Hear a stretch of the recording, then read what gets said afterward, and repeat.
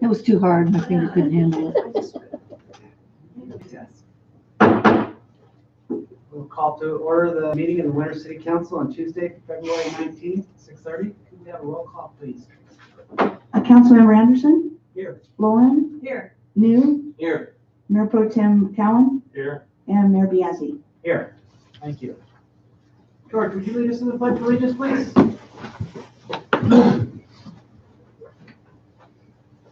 I pledge allegiance to the flag of the United States of America and to the republic for which it stands, one nation, under God, indivisible, with liberty and justice for all.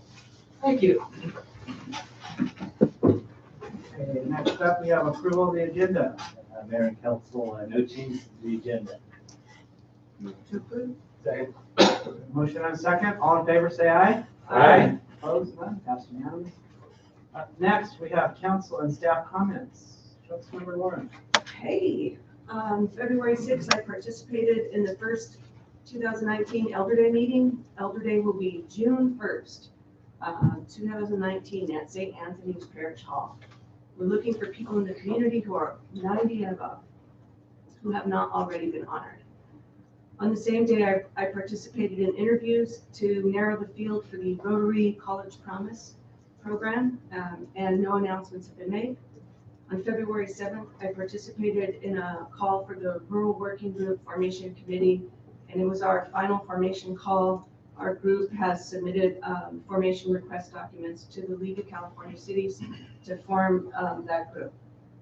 On Monday, November 11th, I attended a meeting with Jeff Roberts of Bellevue North to hear plans for development on the north side of town.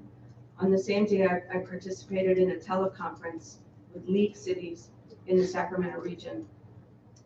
On Saturday, February 16th, I stopped by the grand opening celebration of Freebies, and I enjoyed a great time. On Monday, February 18th, I met with John Donlevy to review tonight's agenda and to strategize for an upcoming conference. And I look forward to attending the League of Cities Board of Directors meeting in Grass Valley this Thursday and Friday, and aim to represent winners and rural cities. That's all. Thank you. Councilmember Anderson. Thank you, Mayor. On Monday, February 11th, I had a meeting with Jeff Roberts, City Hall, concerning future development. I also attended the Eagle County Transportation District, SACOG, Metropolitan Transportation Plan meeting in Eagle County. And several things that would be Eagle County Transportation District Board Office. And following that meeting, I got to attend the Eagle County Transportation District Board meeting.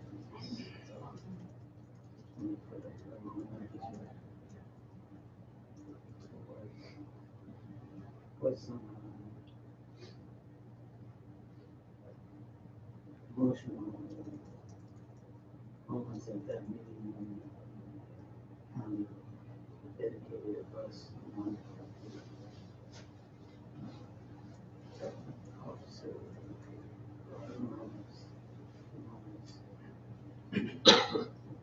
one of the buses was caught in the gunfire. The bus driver was on it, jumping, spotted bullets flying the bus, and the driver seen falling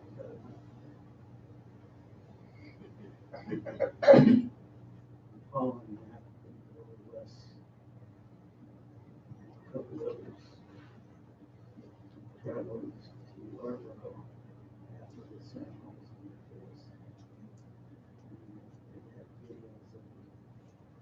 Community, and it's like the whole town shut down.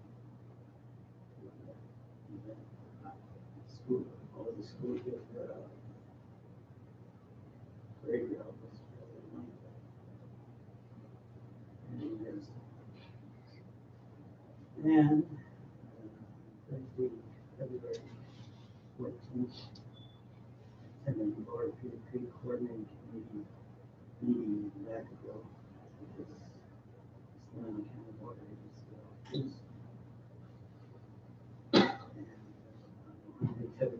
19, I met with city manager. February, and review our agenda. That's all.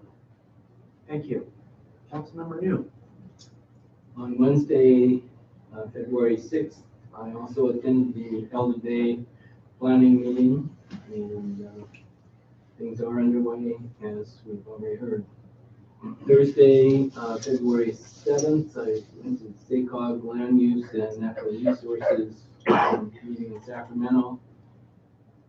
And we are spending most of our time trying to figure out how we're going to attain our greenhouse gas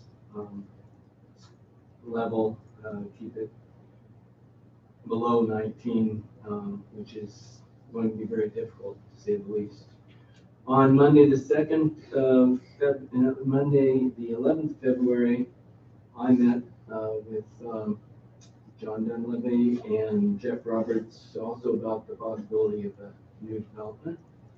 And on the 11th also, at 5:30, I attended the SACOG meeting that was held with the Metropolitan Transportation Plan in Woodland.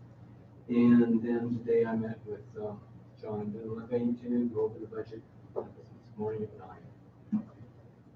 Thank you. Mayor Pro Tem Callen. Yes, thank you, Mayor.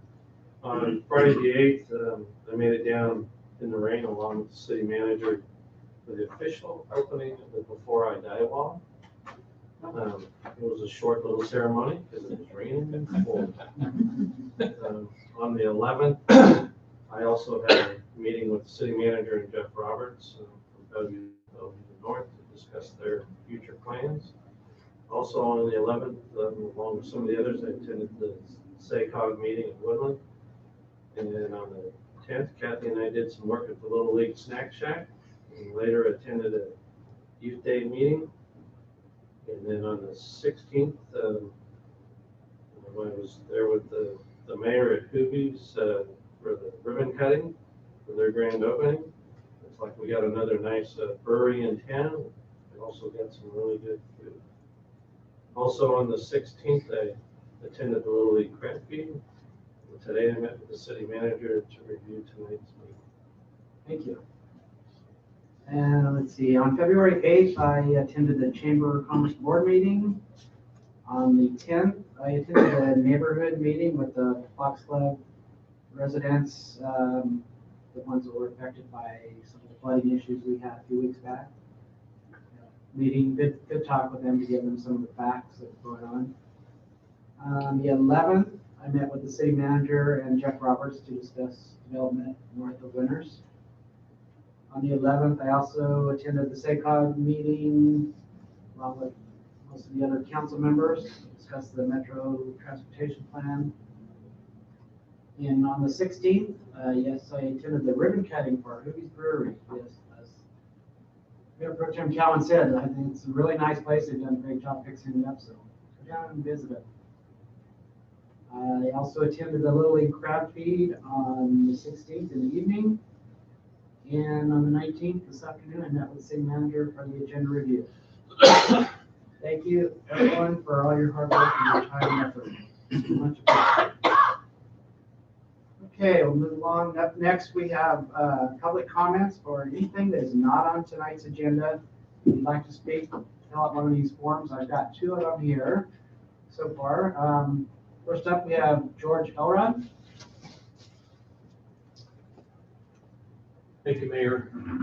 I would like to talk to the City Council about our new parking code. There's a little pushback that I've experienced that I didn't see coming. I'm not sure anybody did. Most of you know that I live right around the corner, across the street from the fitness center on Main Street. And with the new parking enforcement, across the street from me is now 2-hour parking. And so the people that used to park there that work at the Sutter Health now park in front of my house. So I have no place to park. And it's the same thing is happening to my neighbors as well. That side of the street now sits mostly empty all day long because there are not that many people that come and go to those places. I would like to ask the council to consider taking those two signs down, leaving that half of our block on Main Street the way it used to be, so those people can park and go to work, and I can park in front of my house. Thank you. Thank you. Good idea. And we will look into what the options are. Thanks for bringing it to our attention. We also have a sheet here from Karen May, Winners Senior Foundation. Yeah.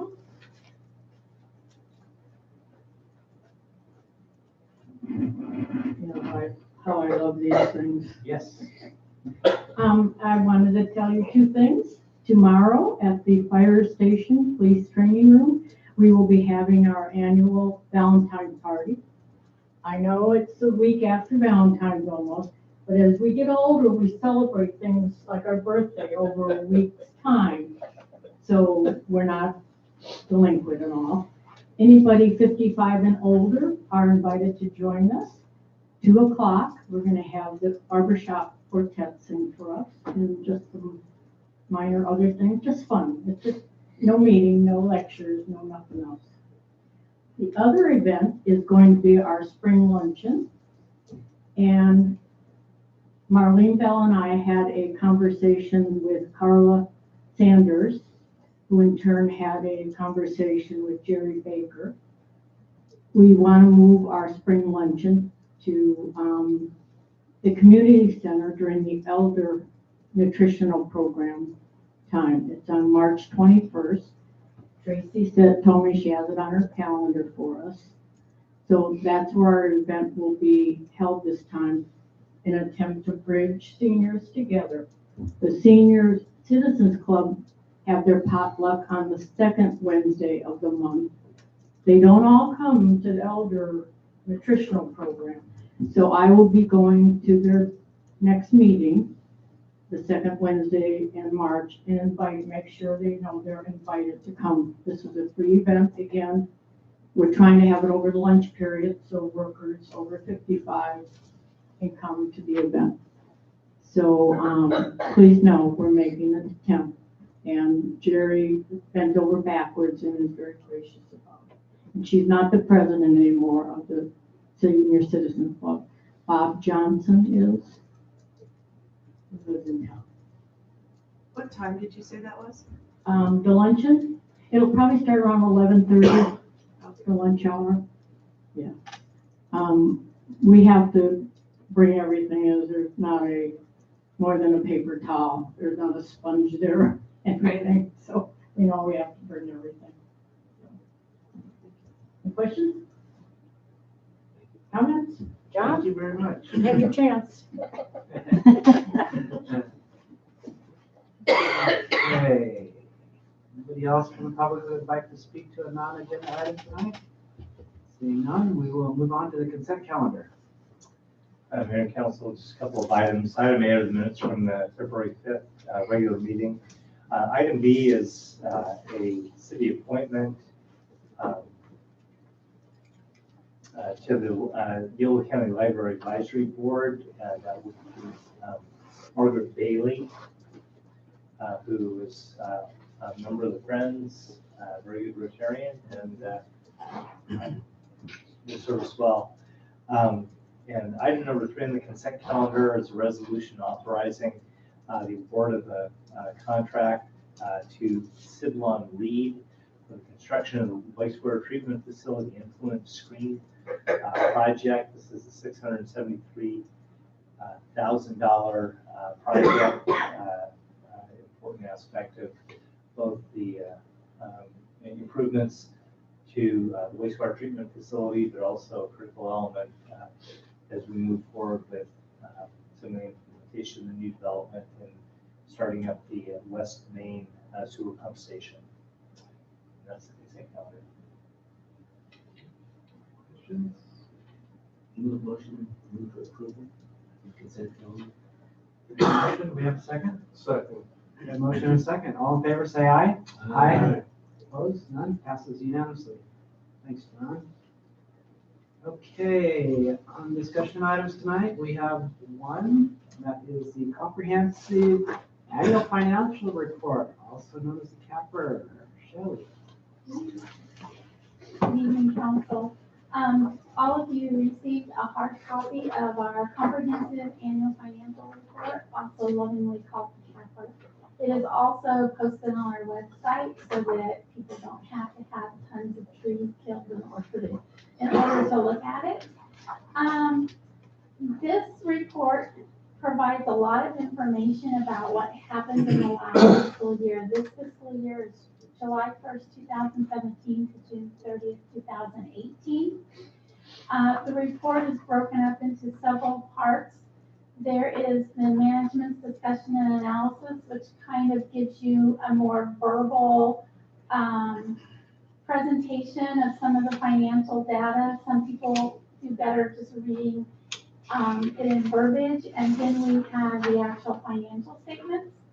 And then we have notes to the financial statements, some required supplementary information, and then a lot of statistical information.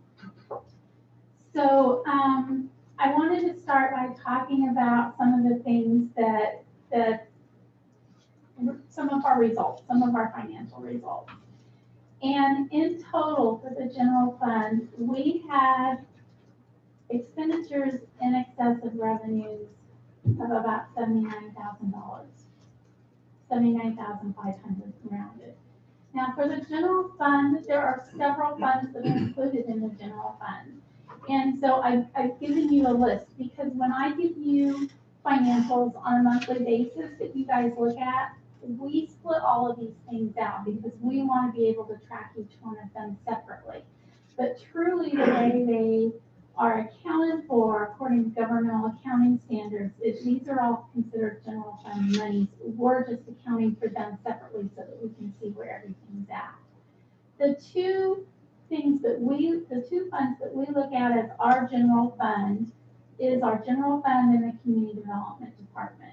And those two had operating deficits of about $113,000 in the last fiscal year. And the biggest reason for that deficit is because we had two big projects that did not pull building permits. If they had pulled those building permits, we would have had a $7,000 surplus. So that's the swing of what happened. We would have pretty much been right where we wanted to be with the budget if all of our projections had come true on our revenue side of the equation.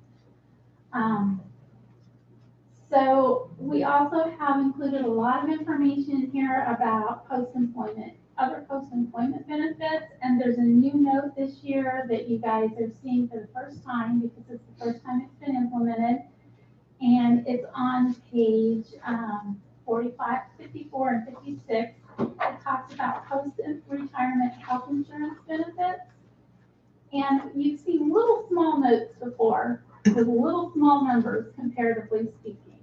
But we had to implement a new GASB, Governmental Accounting Standards Board Statement 75, on how we present our information regarding post-employment benefits. And the only other post-employment benefit the city of Winters has is health insurance. The city does not pay the full cost of the health insurance for retired employees, but we do pay a minimum amount.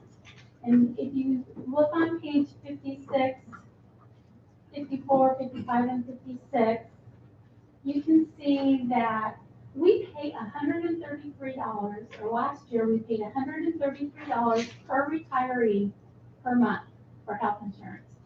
But if you look at what the actuarials have calculated our unfunded liability to be for that very small amount, it's a $1.3 million unfunded liability.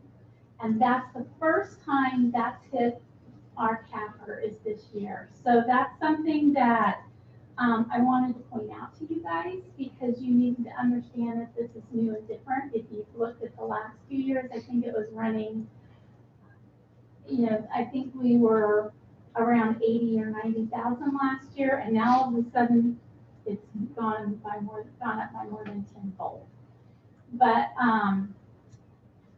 we don't have a choice. It is a calculation. They take everybody's, we provide them with the employees, how old they are, how old their spouses are, and they do this calculation. Actuarials do the, I don't even think about how they do it, because it's very complicated. It's like the people that work for First. And they provide us with this number. So that is one thing that has really changed how people will see some of the information presented in our CAPR, and it's a big increase. So I wanted to make sure that you guys did understand that. I am looking at some various options. I went to a, excuse me, I went to a PERS pre-funding workshop 2 weeks ago, giving some ideas on where we can go and how we can work on pre-funding this and how we can bring that $1.3 million down. It's going to take some discipline, and it's going to take some money, and it's going to take some council action. So once we kind of figure our way through a maze, it's a little bit of a maze because you have to do it correctly, it has to be set up correctly in order to set money aside that you can then offset against that $1.3 million and start bringing that down, which shows prudent fiscal management because it shows that we're putting money aside now to deal with our upcoming liabilities, not waiting until a pay-as-you-go system, which is what we're doing right now. We're just paying as you go. We have about 7, 8, now that Nancy's retired, we have about 8 employees that continue to get health insurance through CalPERS, and under that system, we pay $133 a month for those 8 employees. So we're only paying the current year and the current year. What we need to start working towards is basically setting up a savings account or pre-funding account so that we can start knocking this down. And we've talked about it, we've talked a little bit about this similar issue when we talked about our PERS unfunded liability as well, that we have some work to do on that. And so we will be talking about those things too. That's one of the things I want to focus on in the spring and summer, because I don't have a budget to do this year. So that gives me time to dig into some other issues. So we're going to work on it. It does make our balance sheet and it does make our CAPR look a little heavier on unfunded liabilities than what you've seen in the past. But the first year, everybody's coming up with some sticker shock from this. But John and I are thinking about a plan, and we're going to try to get that implemented, and we will come to you because there'll be documents that will need to be executed. Those will all require council approval. So you'll be fully briefed and fully prepared to help us make those decisions as we move forward. The CAPR also includes information where you can look at budget versus actual on the funds, and it includes a list of all of the special revenue funds and how they've done. Special revenue funds, frankly, they do this because we talk about the gas tax. We save up the gas tax until we've got to do a project so the fund balance goes up. Then we do the project and the fund balance goes down. With grants are mostly reimbursements. So the fund balance usually has a negative and then we get reimbursed and then it has a positive. So those funds are not really something that you're going to see building a fund balance on a regular basis. They're going to build up, they're going to be depleted, they're going to build up, they're going to be depleted. And the reason for that is because that's why they're called special revenue funds. They must be spent just for the purpose that they're being given to us for. Most of those funds come from other places.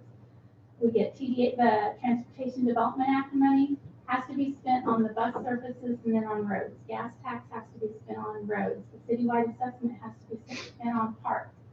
And so most of those things, we get the funds from another agency and they give us specific uses that we're allowed to use those funds for. So that's why you look at them and they're kind of all over the place as far as what their fund balances are. What we really look at are 3 fund balances. We look at the general fund, the water fund, and the sewer funds. Those are the ones we control with you guys guys making the decision on what restrictions are in place, what special projects are done out of that, what infrastructure we spend comes out of that. Those are the decisions that we make. We also have listed in here in the notes on page 20, there's an entire list of capital assets. So when you stop and think about the things we completed during the last fiscal year, there's a lot of stuff included in here. Now, some of the stuff we had help from developers in completing, but when they deed that information over to us, the list is on page 20, by the way. When the developers deed whatever they've done over to us, it becomes our asset. So as we've got sewer infrastructure from the Winners Ranch subdivision, we have some PG&E sewer infrastructure. We've got some storm drain infrastructure.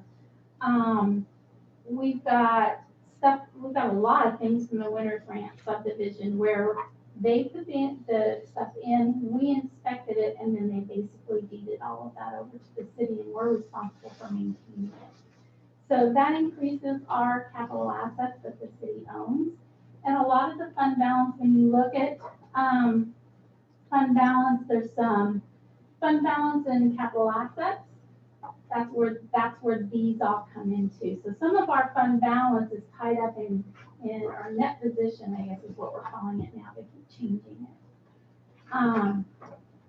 Then a lot of our net position is tied up in capital assets. That's not necessarily a bad thing. It means that we're doing things or having other people do things for us that are increasing the assets and the infrastructure within the city. So on page 23, under the statement of net position, it says net investment in capital assets.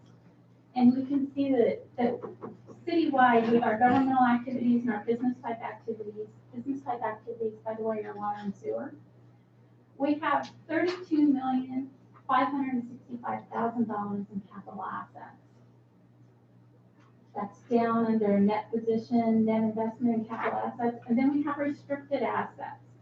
And you'll see that there's some stuff restricted for parks and rec, some for housing, some for public safety, some for streets and highways, and other capital projects.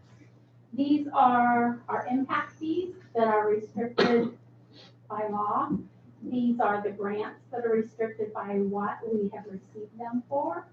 And so then we have an unrestricted balance. Well, right now this shows that our unrestricted balance for the general fund or for governmental activities is negative. That's because we haven't got all the reimbursements back for the grants yet.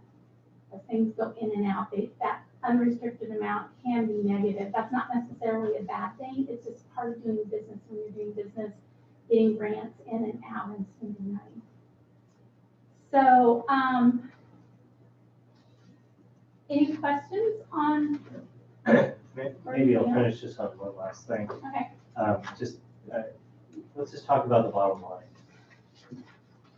line. When you look at our general fund balance, it's about $1.4 million.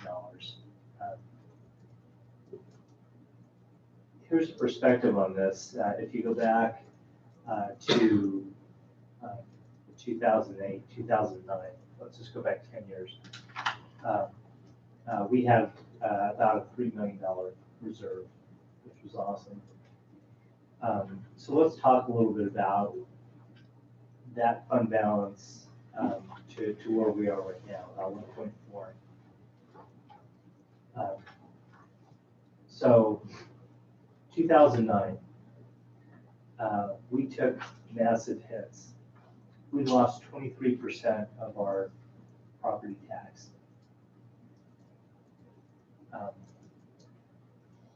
So we did adjustments to things, but we began spending negative as best we could. The volatility of revenues and everything. Shelley talks about last year.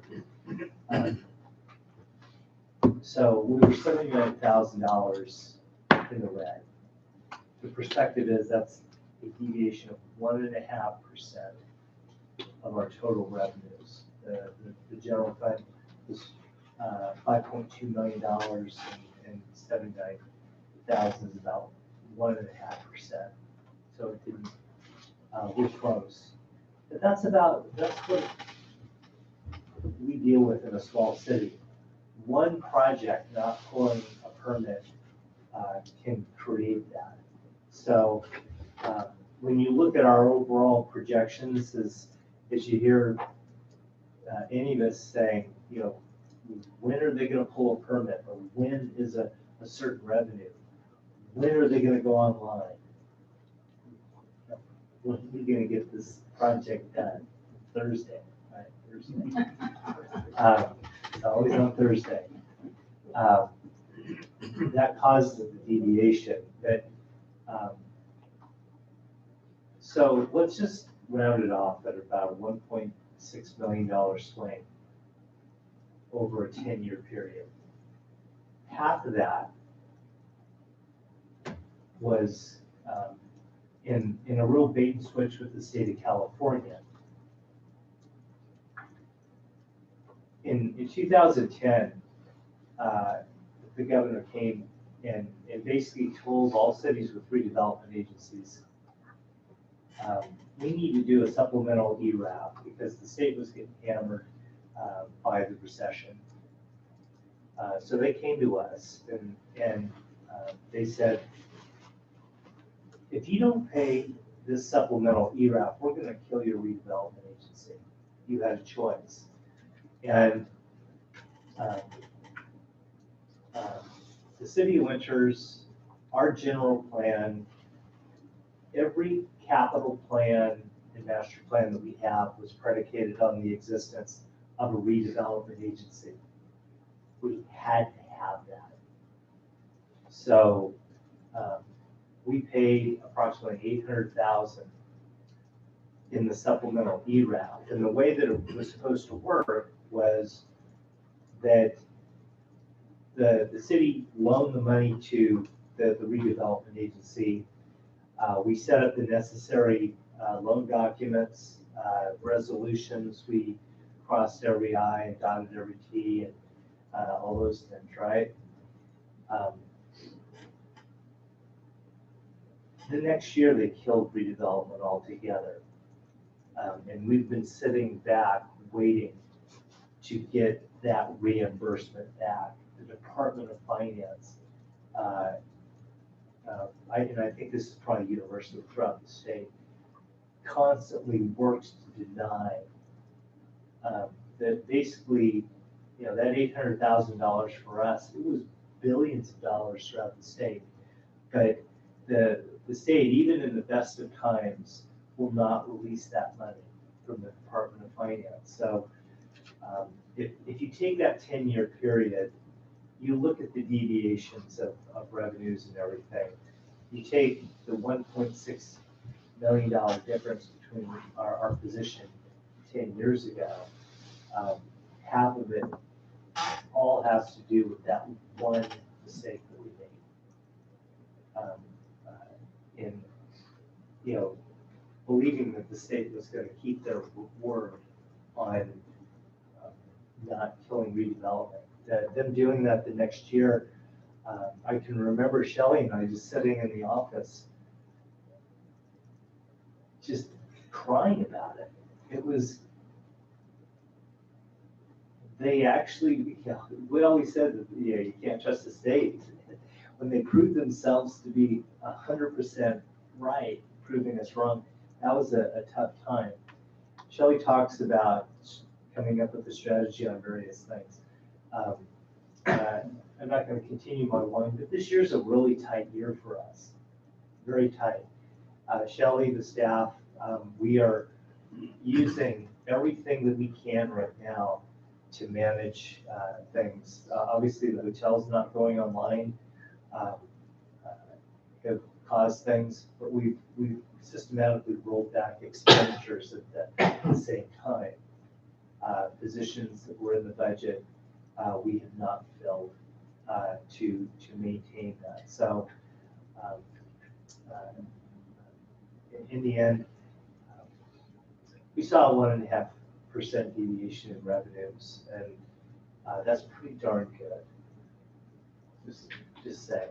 I think, and Shelley's going through forecasting revenues. I think the staff, if you look at that 79,000, it's dead on with the projects that we're forecasting to come in. So the CAPR includes a couple new projections on things. In some of the scenarios, it's a worst case scenario. Some of the actuarials that they'll use on the OPEB, obligations and those types of things, they take the worst case scenario of things. Not that we want anybody to die, but the OPEB liabilities take the maximum utilization of anything and the maximum number of people using those benefits. So anyway, any questions you have for Shelley or I don't unless we'd be happy to try and answer them. These are all bad questions.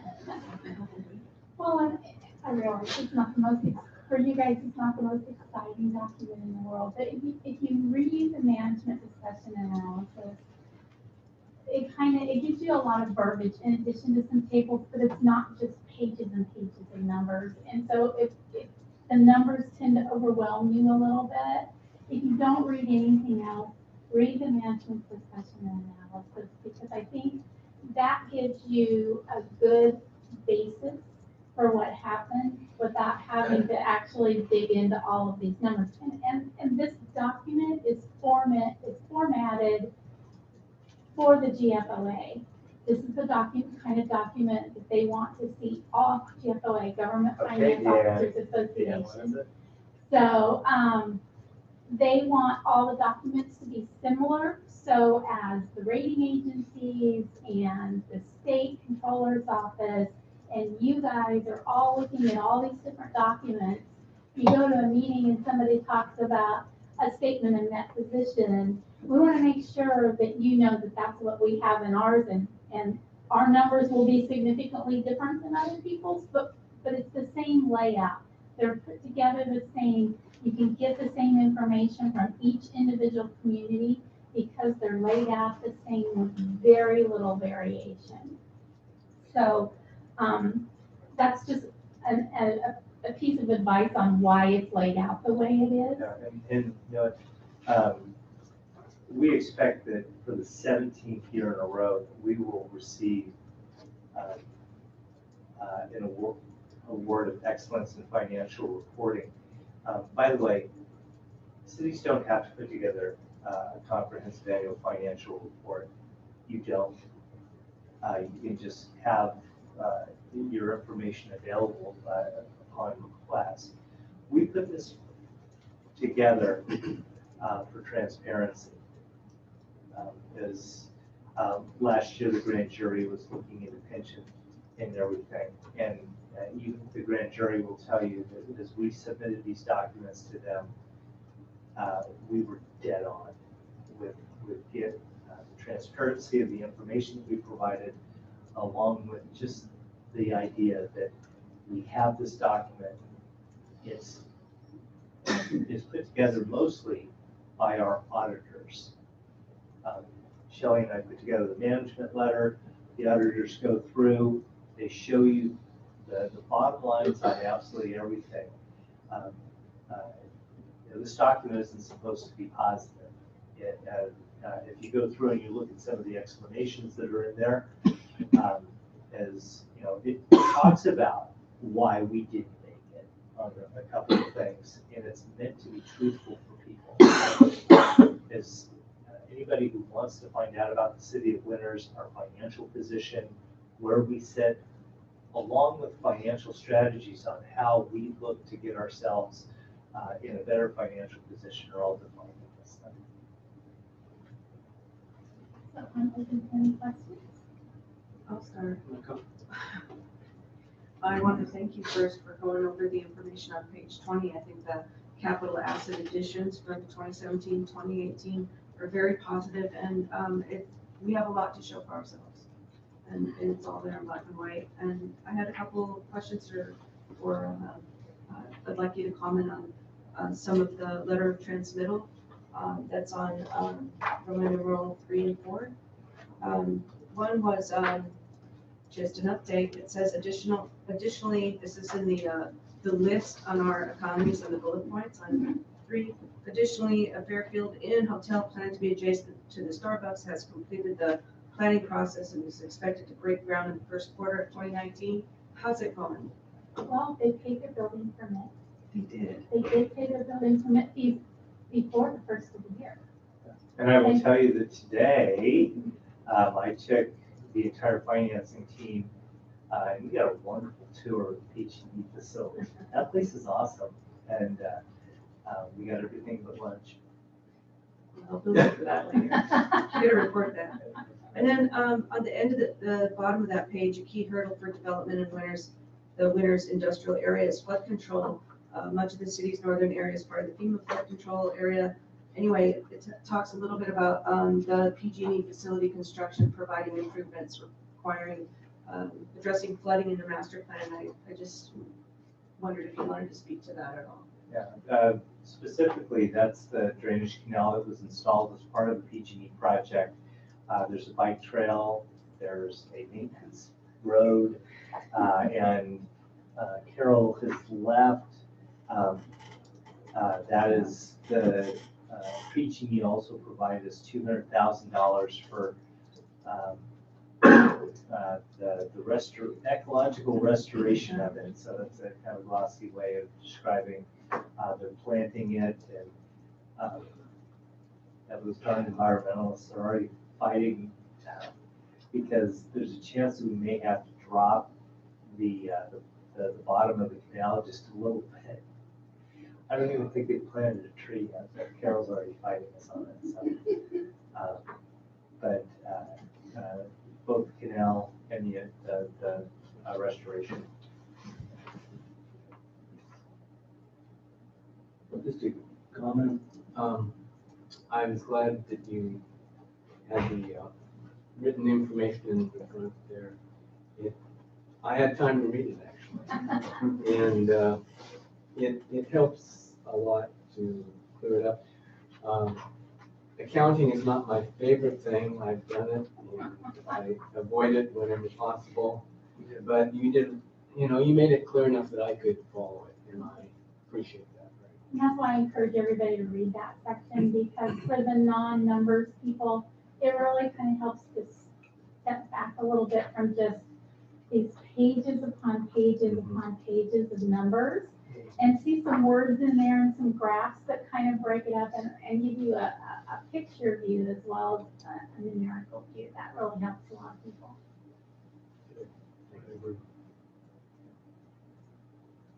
Yeah, I appreciate all the time and effort it takes to put this together, and there's a lot of information in there. And one of the things to mention, and you talked about that list on page 20 of all the new capital assets that have been added, but that also means it's that many more things that we now have to maintain and take care of, right? So that takes money out of our budget. I know we have our citywide assessment district where we bring in whopping $250 per person, I believe. For residents, Yeah. and Half of that for 42.25 for 41.25 Yeah. per unit for the So- non-residential. added all these parks and then all these other things, and that money has stayed the same coming in to maintain them. So we have that deficit there, and I think it's something we need to look at in the future. How we need to look at reducing that deficit on that. Yeah, there's.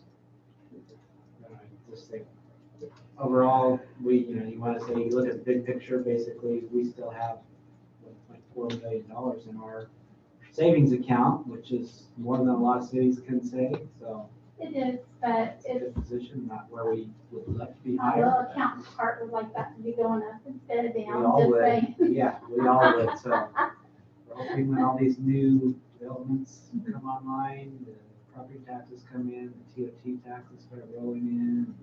The TOT, I think when the hotels open and start generating TOT at the level that we're projecting, that's going to be a game changer for us.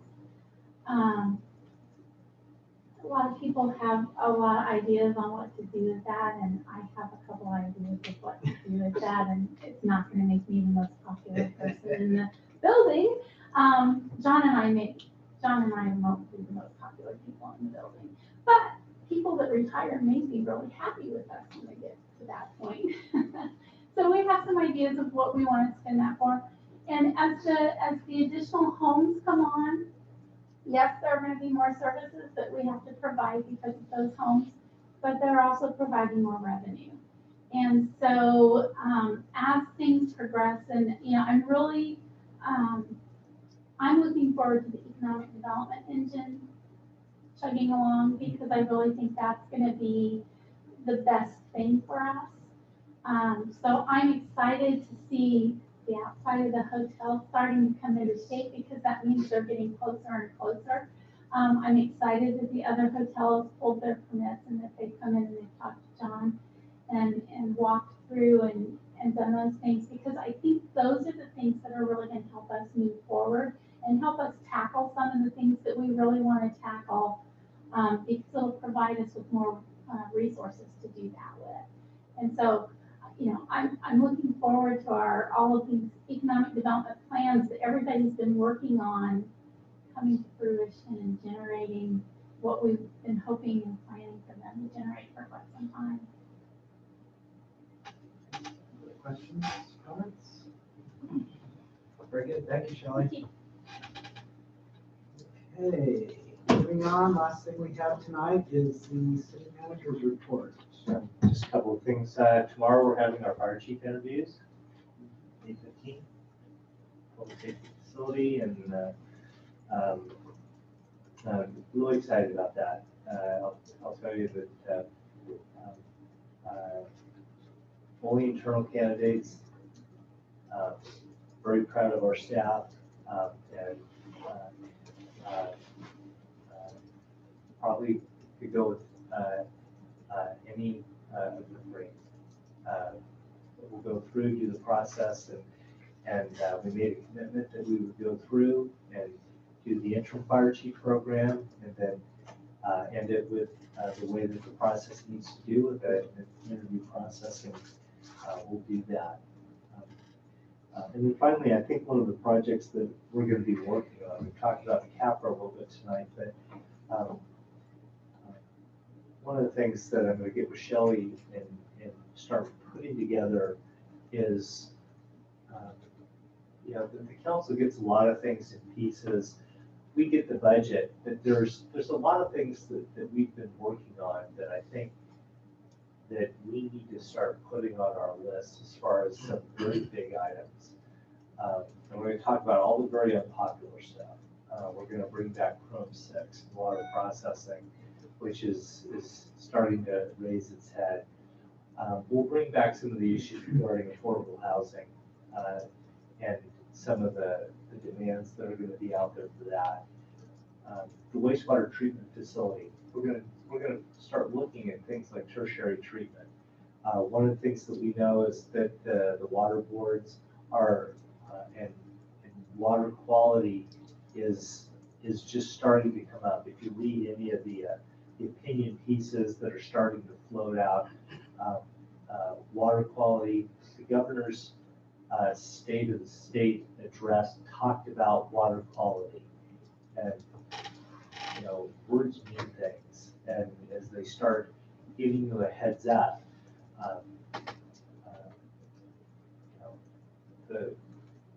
as they look at the entire state, they will ultimately bundle things. Nitrates, arsenic, lead, overall quality, Chrome 6. All those things are going to get bundled. They're things that we have to start talking about and preparing ourselves for. Looking at some of the things regarding our overall road conditions and how we maintain our streets.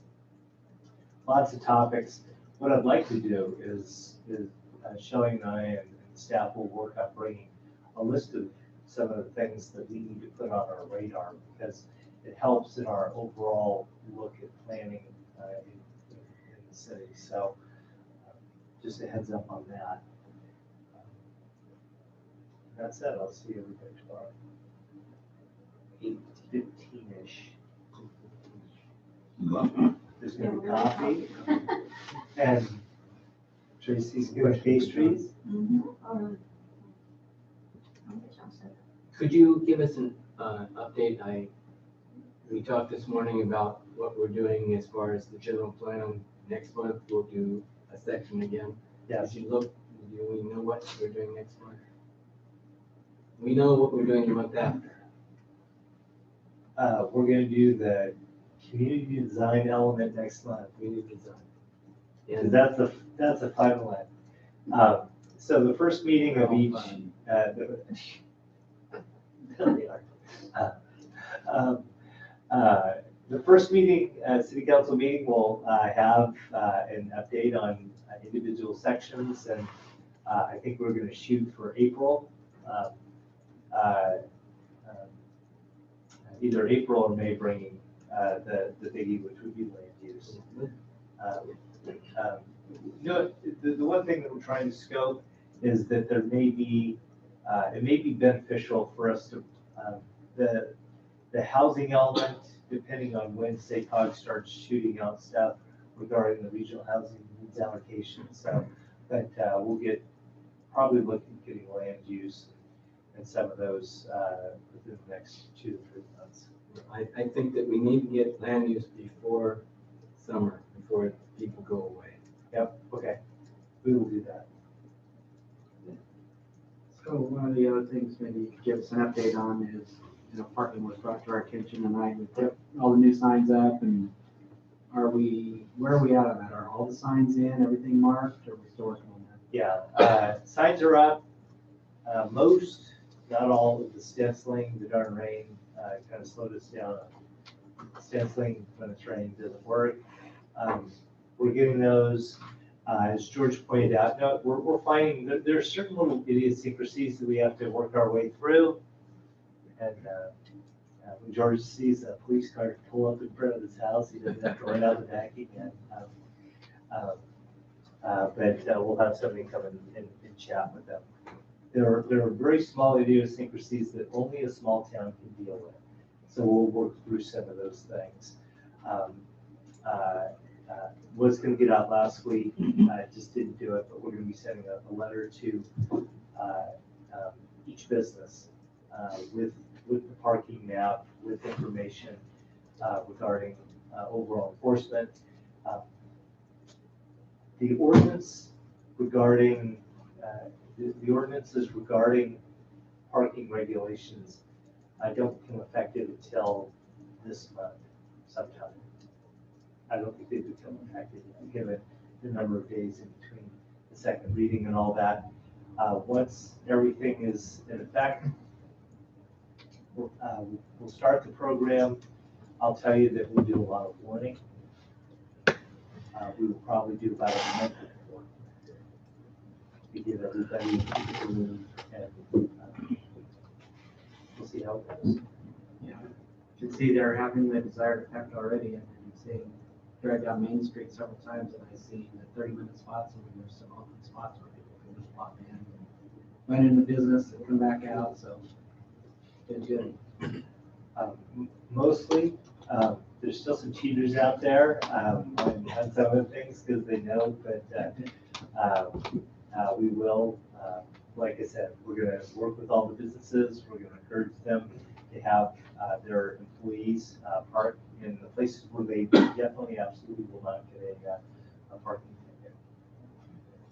ticket. And you're meeting with the people that have problems with their garbage too, is that right? The big issue, Carol Sienna came in, we're scheduling a meeting with the business and property owners on Main Street, on the alley here. Carol brought in, she's got quotes on compactors and size and floor or site plans for various things. I talked with some of the council about this. I told Carol, set up the meeting. We need to get everybody in the room, and specifically, there are specific people that need to be in the room And we're gonna lock the doors and we're not gonna let anybody out. But as long as some of the key folks, there's a way for us to be able to settle this thing. They're just gonna have to step up. One last little thing, just finally, very proud of our staff last week. In a 30-hour period, we had a 100-year rain event. So lots of water. We shored up some of the key areas where we had that were generating a lot of the water that filled the detention pond out there. Staff worked 36 hours straight. They brought in everything and prevented any additional issues from happening out there. So well done from them. We think that we've at least buttoned up some of the key areas. We'll be working with the property owners out there, and I'm trying to come up with a solution to do a couple of things that hopefully can alleviate some of our current concerns. Last year, we didn't have any issues. We've discovered what our issues have been for this year. We'll be communicating that to the residents and everybody, and ultimately, hopefully we'll resolve. We're hoping that they'll be able to get the detention pond pumps online this month. It's kind of a moving ball. Realize that the PG&E has to power up the subdivision, but also the pump manufacturer has to send their representative out for firing those things up. There are some things that are just not within our control. And, we would have had, and if it was up to us, we would have been running those pumps last week. So we're going to work on that, and I was very proud of our staff. They did a fun job last week. And we also had some community volunteers. I know that Don Sanders watches this. We're going to invite Don out to dinner with everybody to thank him. The guy really stepped up. Always fun. So, rained a lot, but last week was a good week. Okay. With nothing more, we will adjourn the meeting at 7:28.